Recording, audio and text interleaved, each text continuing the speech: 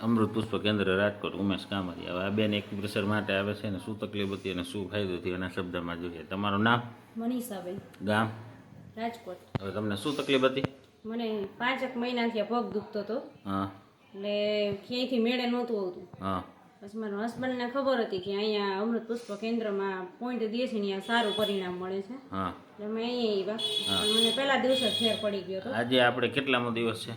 આજે ત્રીજો દિવસ. ત્રીજો દિવસ એટલે કાલે એક દિવસનો ગેપ પાડ્યો, 2 દિવસ દીધા પોઈન્ટ કન્ટિન્યુ, અને કાલે ગેપ પાડ્યો. કાલે આખો દિવસમાં દુખ્યું ક્યારે? ના, ક્યારેય નથી દુખ્યું. આજે સાંજે દુખ્યું? ના, આજ થોડોક દુખ્યો તો જરાક, એટલે એનો ટાઈમ થયો પોઈન્ટનો, તે પહેલાં આપણે દઈ દીધા. હા. હવે ડૉક્ટરને બતાવ્યું તેને શું કીધું હતું?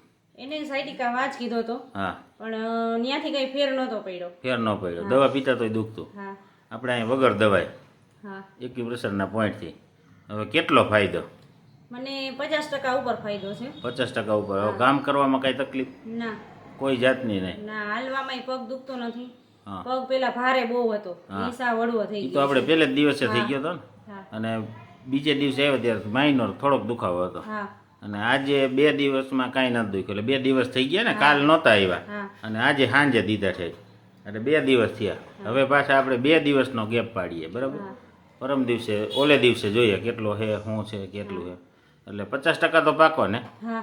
રેડી? બીજાને શું કહેવા માગો?